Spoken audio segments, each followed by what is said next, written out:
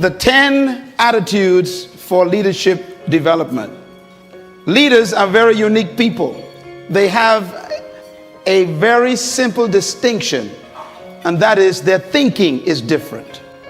Leaders do not think like followers. Leaders used to be followers, all of them.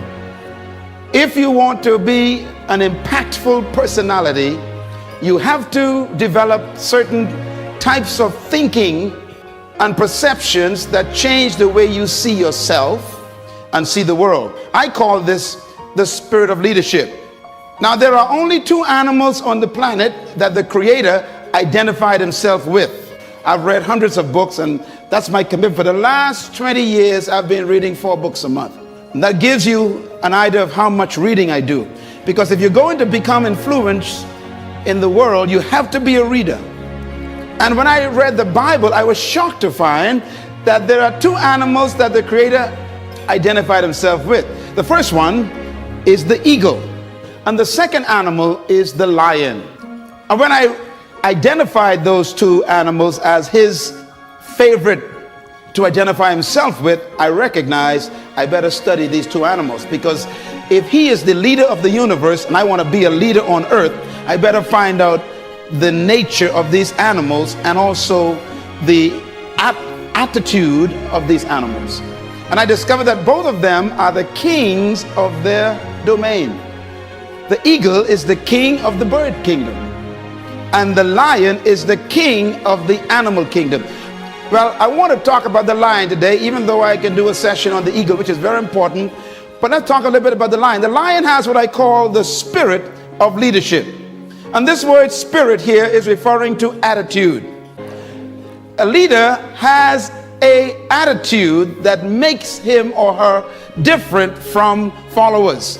And the lion exhibits that attitude. We have to cultivate the same attitudes that the lion has, because the lion apparently has been given the same attitudes that God himself identifies with, and he put it in these creatures. And apparently you and I are supposed to be the king of the animal kingdom, the rulers of all animals. So obviously we have somewhere trapped on the inside these same potential attitudes. Now, the lion is the king of the jungle, but the lion to me is a great source of encouragement to all of us. Number 1, the lion is not the tallest animal in the jungle. Number 2, the lion is not the largest animal in the jungle. Number 3, the lion is not the heaviest animal in the jungle. Number 4, the lion is not the smartest animal or the most intelligent animal in the jungle. And yet, the lion is the king. You don't need to be intelligent. You don't need to be smart. You don't need to have a certain height. You don't need to have a certain weight. You don't need to have any kind of advantage. And yet you can be the leader. Now, what's the main thing that shocks me about the lion is that the lion is not larger than the giraffe, bigger than the elephant, or heavier than the hippo. He's not as smart as the hyena or the snake. And yet, when he shows up, they all run away. The lion, therefore, cancels all of your excuses for not becoming a leader. What makes the lion so unique? An army of sheep led by a lion will always defeat an army of lions led by a sheep, because leadership can transform cowards into violent warriors. Why would a lion become the king of the jungle when he has all of those limitations? He's not the tallest, not the strongest, not the smartest, not the heaviest, not the most intelligent, but yet he runs things. The lion is the king of the jungle because of one word: attitude. The lion has a different attitude that makes every animal afraid of him. Now, we don't want to lead by fear, but it does take respect for you to become a leader. When I use the word fear in the jungle, we're talking about respect. The elephant respects the lion. The hyenas respect the lion. The giraffes, they respect the lion. What makes these massive animals respect such a small cat? The attitude is the difference. For example, a lion will see an elephant And the thing that comes to his mind, one word: lunch.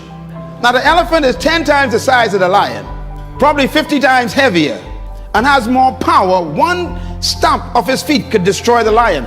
But when the lion sees the elephant, he doesn't look at size and weight and strength and power. He looks at lunch. I could eat this thing. And he acts the way he thinks. You see, the size is not the problem. The weight of the elephant is not his concern. What makes him act is the way he thinks. And because he thinks he can eat the elephant, he attacks him. Leadership attitude. Now here's another amazing mystery. The elephant is larger, bigger, stronger, more powerful, heavier, and more intelligent. And yet when the elephant sees the lion, one word comes to mind: eater. The elephant is controlled by the way he thinks. He thinks that he is lunch. Therefore, his size, his weight, his power, his might, his authority is a victim of the way he thinks. It doesn't matter how big you are, how intelligent you are, how many degrees you get. It's your mind that keeps you small. And it doesn't matter how small you are, or how unintelligent you may seem to be, or how much you don't have. It's your mind that makes you the leader. Attitude. The difference between a leader and a follower is attitude. Why? Because it is unique attitudes that distinguish leaders from followers. They think differently. And that's because attitudes produce certain behaviors. And those behaviors stretch the leader beyond the limitations of the norm. In other words, it is the thinking of the person that makes them see circumstances differently. How do you think? Write this down. Attitude is a product of belief. This is very important to develop your leadership. Attitude is a product of belief. You cannot have an attitude beyond your belief. So your attitude comes from your belief system. The lion is the king because of what he believes about himself and what he believes about the elephant and the giraffe. He believes that they are lunch, and he believes he can eat them. His belief system controls the whole situation when they meet. I was born in a house on 4 rocks, 2 bedrooms, 11 kids, 1 mother, 1 father. 1 bedroom for my mom and dad, the other for my 7 sisters. And of course the boys had to find somewhere to sleep. I remember sleeping on a mattress on the floor. I remember sleeping on one time on a mat, and that sheet never kept the mosquitoes out. All around me was poverty, but we didn't know that because everybody was poor. The only way you know you're poor is when you meet a rich person. And there I was sleeping on the floor. Wonderful family. They loved me. We loved one another. My parents loved us. We loved them. We had a great family, but we didn't have much. And every opportunity was around me to think negative. I was on the other side with alcoholics all over the place. And I remember my mother and father would tell us things to fix our belief system. They would say, you can do anything you want to do, son. And they said that when I was sleeping on the floor. They were working on my belief system. And then they taught us the Bible. Now, I don't know about you and your belief about the Bible, but the Bible made me what I am today. So don't you talk bad about the Bible. And if you don't believe in the Bible, that's okay. I'm doing just fine, believe me. And the Bible helped me become what I am. But it was that book that checked my thinking. Ephesians 3 verse 20. Don't you laugh at the Bible. The verse said, now unto him who is able to do exceedingly abundantly above, far beyond all you can ever ask, think, or imagine, according to the power that worketh within you. I went from an F student to an A student in 1 semester because of my belief system. I graduated head boy. It was my what? Belief system. No one can live beyond the limits of their belief. So if you want to live beyond what you're living now, you have to change your belief system. Leaders are born when you have the discovery of a new belief system. The secret to anyone rising is what happens in their belief system. Your life is what you think it should be. That's exactly what you are right now. You are what you thought you should be. And if you don't like who you are, you got to change what you think you should be. That's how leaders are born. No amount of training in leadership skills or management methods or titles No amount of promotion or associations with rich people or smart people can ever substitute for the right attitude. No substitute for it. As a matter of fact, your leadership development is determined by, number one, your perception of who you are. Number two, by why you think you exist. And number three, these are very important, your sense of significance. I am giving you my secret to life right here. What brought me from the floor to flying my own jet is these simple statements here. You got to first change your perception of who you are. And that starts with a belief system. Secondly, you must change your perception of why you think you exist. And number three, your sense of significance. Your perception of who you are. You've got to change it. And most of our perceptions are other people's concepts of us, and therefore we don't have self-concept, we got other concept. What is your perception of who you are? And the second one, why do you think you exist? You got to discover that you were born for something, some reason. There's some purpose for your life. If you don't discover that, you'll always have a job, and we'll bury you in an average grave with an average tombstone. Discover that you are important to the human race. You are important to the world. You are important to your universe. When I had to grapple with that question, it was tough. Because I've been taught by society, like you have, that you are just a social security number or some NIB number, or you're some just kind of a worker in the system. But that's not true. You were born to do something very significant in the world. And you have to get to the point where you believe that. Cultivating these attitudes are the key to becoming a leader. Now, when attitudes of leadership is married to the ability of leadership, then you become a leader. You can have potential, but if you don't have the belief, your potential becomes a victim of your present belief. Remember the elephant? The elephant has great power, but what makes him afraid of the lion is his belief system. So your mentality has to be equal to your ability for you to manifest leadership. You do have the ability, you were born with it to be a leader, but your mentality hasn't matched it yet. And that's why all of your capacity to lead is buried under your lack of belief that you can. Belief is so powerful, it can make an elephant act like a sheep in the presence of a lion. You know, normally people who are insecure, whenever they meet somebody who is confident, they always call the confident arrogant. When you discover who you are, you can't help but be confident. I don't pretend, I don't try to have confidence. If you try, that means you ain't got it. You're faking it. Confidence is a product of belief. What you believe about yourself determines the way you think about yourself, and the way you think about yourself is the way you behave. And you behave bold and confident and fearless because there's some things you discovered about you and about life that makes life change a perception. You can never fully carry out the mandate of leadership if you don't have the mentality of leadership. And that's what this session is about. It's about mentality. A matter of fact, integrating attitude and attributes and aptitude and altitude produces leadership. That's a lot of apps there. Because each one of them is a different experience for leaders. First of all, your attitude got to be right. Then you must marry that to attributes. That means gifts you were born with. Then you got to marry that to aptitude. That means now you got to educate and train those gifts.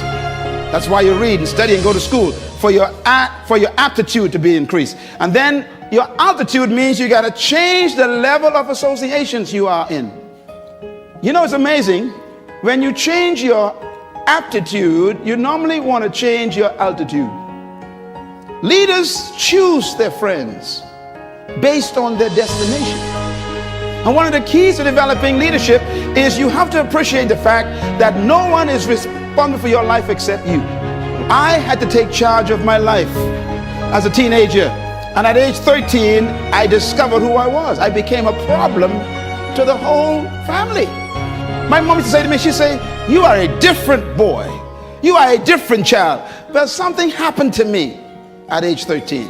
I discovered myself.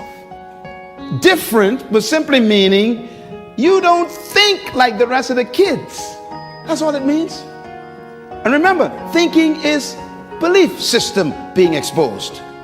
And therefore, I married my attitude and my attributes, and my aptitude changed, and I began to study for a different reason. And suddenly my altitude changed. I started attracting different types of friends.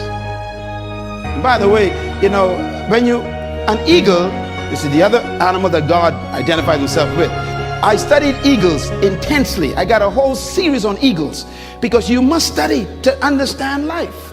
And I discovered what eagles, they said eagles can fly up to 3 to 4 miles in the sky. That's almost high as some jet planes. And do you know that when an eagle is flying at top flight, they said that if an eagle meets another bird in top flight, it has to be another eagle, because they're the only birds that can fly at that altitude. So here's a thought to take back to work with you. If you keep running into pigeons and ducks and tobacco doves, you are flying too low. Do you know what a pigeon is? Eagles never flock. You only find them one at a time. So if you keep attracting a gang of people around you at work, everybody want to bring gossip to you, cackling, duck, you are in bad company. That's why I really want you to give yourself a big hand today, because to come here, you must be an eagle. You left the pigeons back at the office. Well, why are you going down there? Who do you think they are? They can't teach you nothing. Hey, that's a chicken talking. And they only fly when they're frightened. If you're going to be a leader, you got to be careful who you fly with. People who criticize got time for it. And that's why I ignore them. I ignore my critics because they got time for it. I'm too busy. I'm too busy succeeding. I'm giving them something to criticize. The greatest revenge in life, they say, is success. It's not ability, it's mentality that makes a leader. And that hippopotamus has power. They got ability, strength, size. They got might. They got ability. What they lack is mentality. The lion got a different mentality, so he eats them for lunch. What you think is more important than what you do. And so if you want to change, you got to work on this attitude bit. There's my conference people again. Here's my philosophy. My philosophy is this: trapped in every follower is a hidden leader. Trapped in every follower is a hidden leader. Therefore, the goal of true leadership is to release the hidden leader in the followers. If you are a true leader in your department or in your company supervisory position, if you are a true leader as a pastor or maybe as a manager in some company, your greatest example of leadership is production of leaders. True leaders do not maintain followers, they produce leaders. True leadership focuses on producing leaders, not followers. In other words, a true leader begins to train people under their care immediately to take leadership. The capacity to lead is in every human being, and leadership is like a tree trapped in a seed. And every one of you that walked through that door today is a seed that was sent to the planet to produce a tree to serve the world your fruit. That's why you were born. And deep inside of you is a person no one knows yet. And what you've done so far is just initiation process. That's why no one should cancel you yet, because you ain't quite come out yet. Leadership manifestation requires the right environment. You know, a seed can be placed on a windowsill in your tiled bathroom and stay there for 50 years and the tree never come out. Even though the seed has a tree and a forest in it, it is a victim of the environment. If you can just get that seed off that windowsill and put it in soil with a little bit of water, here comes the future. That's the way life is. You are no different from a seed. I got stacks of CDs that I buy, you know, Les Brown and Tim Reb and all the others, and I put them in my car. And when I'm driving, every time I sit in my car, I'm feeding my seed constantly. Even the music you listen to, got to be careful. It can be poison to your germination of your seed. The next time someone says they want to get to know you, ask them, are you fertilizer or rock? There are some folks in your life right now who are very toxic. They will pollute your seed. You'll never come out. Have you noticed that people who ain't going nowhere want you to go with them? Folks who ain't doing nothing in life want you to do it with them. This is why you got to break away from your best friends sometime to become better. You outgrow people, so know when to leave. If they keep asking you questions, it's time to go. Be with people who you can ask questions. That's how you grow. True attitude is manifested in attitude. And what I mean by that is when you discover leadership, it comes out in your attitude. An attitude must be a product of your belief system. Everybody in here have attitude. Everybody. What's about the leadership attitude? There are two types of concepts. The first one is the leadership spirit and the spirit of leadership. Two different concepts. The leadership spirit is what you were born with. Your ability, you never receive it, you came with it. But your ability that you were born with is trapped by the mentality that they gave you from your culture. This is why to be great, you got to divorce yourself from your traditions and your culture. Because convention makes no room for creativity. It doesn't allow you to believe beyond the norm. Matter of fact, they want you to fit in, not stand out. So society is all worked out, it's all designed for you to behave yourself. You're trained to limit yourself.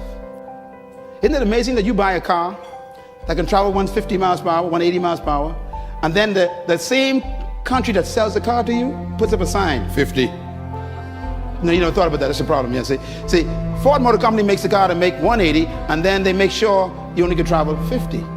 Society is designed to make sure you never become a leader. And that's why for you to become a leader in your workplace, you're going to have to break away from the traditions. Now, I want to warn you, when you decide to break the speed limit, all your enemies will wake up in the office.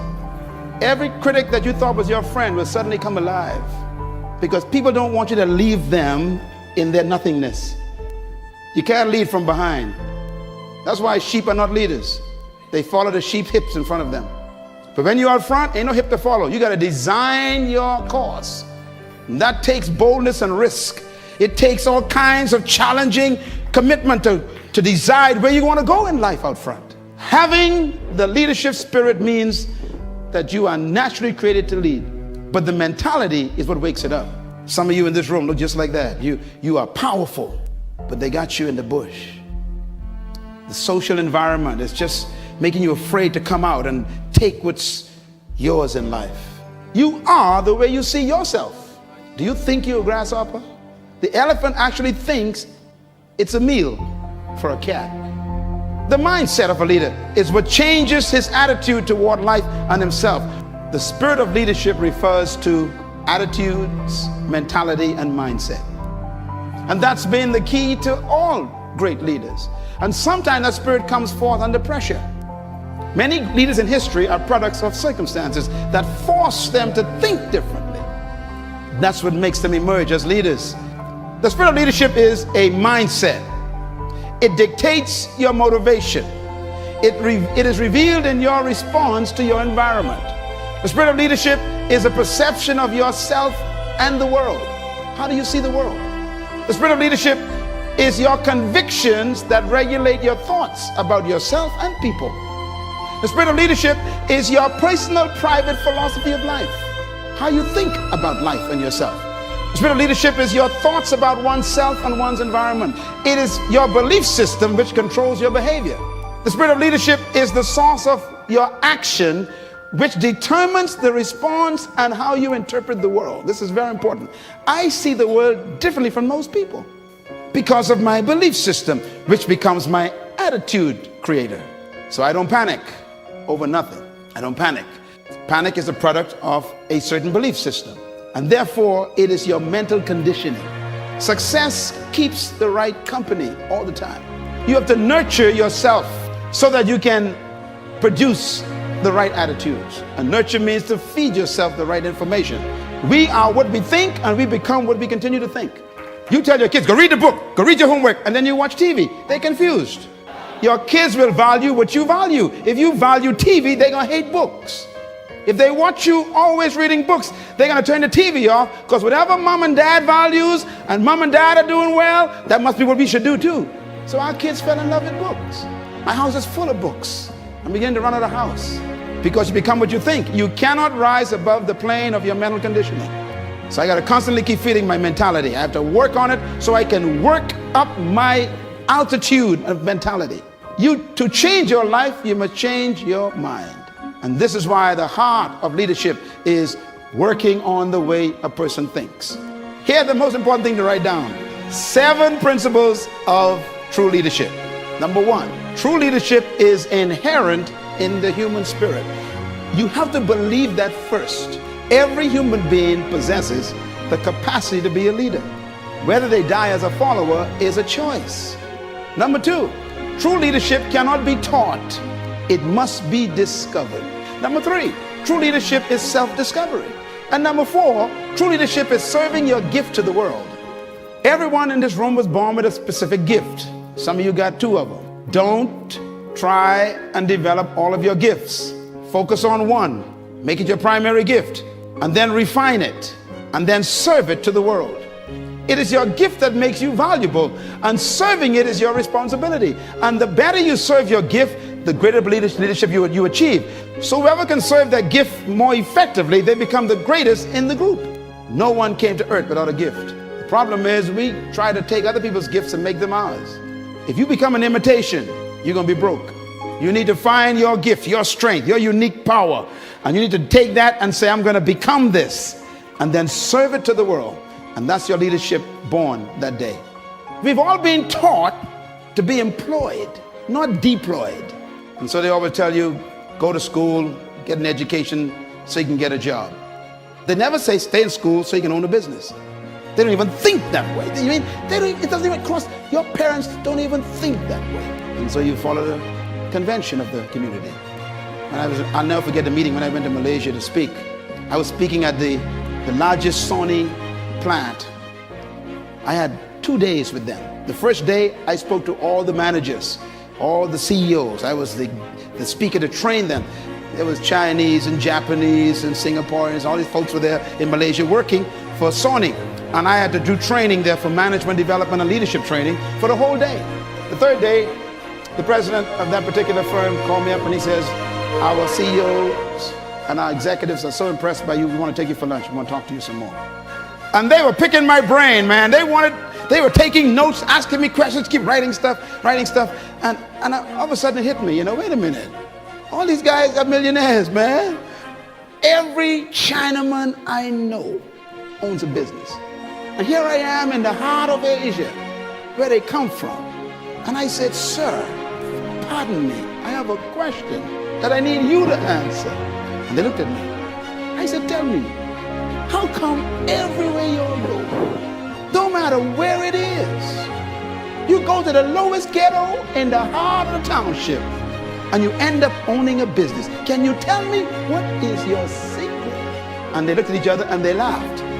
And then the president said to me, he said, well, we've been noticing that ourselves. We have concluded based on our assessment that whenever you go into a community, the first thing you look for is a job. He says, when we come into any community, the first thing we look for is a business. He said, it's attitude. They don't even look for a job. They don't even think about employment. They think deployment. As a man thinketh, so he becomes. So I said to the guy, I said, excuse me, so when you go into a town or any country, so what do you do until you get a business? He says, any employment we have is always temporary. We only want enough money to start a business, that's all. Mentality.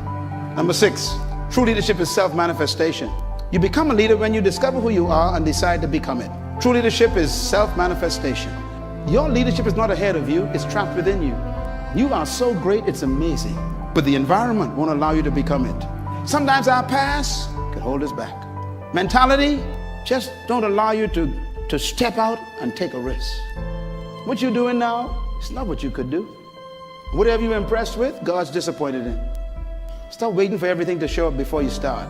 Every leader, I tell you the truth, every leader ain't know what they doing. Me included. We don't know what we're doing. We just say, I got this idea, I'm gonna go for it. And for heaven's sake, believe me, we ain't got no money. What I mean is for our projects. Because you are not a leader unless you're doing something you cannot pay for. I say you're not a leader unless you are doing something you cannot pay for. Leadership demands that you got to take risks. And number 7, leadership is self-exposure. When you expose your true self, get ready. People won't understand you, but go for it. Let us meet you before you die. Not the one the culture made, not the one society produced, the one that's on the inside that we have yet to meet. The true self. This is why I keep telling people you got to die empty. And I want to give you these, what I call the 5 questions of life that you have to answer to become a leader. Number 1, who am I? Number 2, where am I from? Number 3, why am I here? Number 4, what can I do? And number 5, where am I going? These are the most important questions in life, and until you answer them, you will always be a follower. Who am I has to do with identity. You got to discover who you are apart from 6.7 billion people. Number 2, where am I from has to do with your heritage. And I'm not talking about your ethnicity, because your ethnic heritage is so confusing. Don't try to find yourself by going back in your ethnicity. You'll never find out where you're from. Why am I here is a question of purpose. You got to discover why you were sent to the planet. Where am I going is a question of destiny. And what can I do is a question of potential. And therefore, when you discover these answers, you've discovered your leadership. I know who I am. I didn't always, but I found out who I was. And secondly, I know where I came from. And I didn't come from the Bahamas. I didn't come from Africa, because both of them are limiting. All cultures limit you. I had to come from something greater. My greatest mentor in history in my life is Jesus Christ. And one time they asked him, where are you from? You know what his answer was? He didn't say, I came from Bethlehem, grew up in Nazareth, and had friends in Capernaum. His answer was, I came down from heaven. They said, no, we know your mother, she's Mary, and your daddy Joe. He says, no, I came down from heaven. He refused to have his heritage limited to earth, and so am I. Me, I came through Baintown. I didn't come from Baintown. I came through the Bahamas. I didn't come from the Bahamas. Wherever you came from can limit you or give you unlimited thinking. I said the reason why they call Africa Mother Africa is because you never get your heritage from your mother. That's why you carry your father's name. The seed of your identity comes from your father. I came down from my father through the mother. That makes me limitless. I'm just like my daddy. All things are possible with my father. True leadership is not a method nor a technique. True leadership is an attitude. When I discovered that I came out of God, not out of the Bahamas, suddenly the Bahamas became too small for me. So today we have effects in 90 countries right from this island, because the mentality that was developed here goes beyond this entire region. Don't let where you came from physically trap you. Don't let your ethnic heritage become your graveyard. Stop being black and white and yellow and stuff. Forget that stuff. That's too limiting. Become like your father. Be a man. It's a spirit being. There's no limit. Everything you know is not all there is to know. Beliefs and convictions of a leader regulates the nature of their leadership, and therefore the source of beliefs is the perception of your truth. What is truth to you determines what you do with your life. Whatever you think is truth, that's how you're going to live. That's why it's important to keep getting information.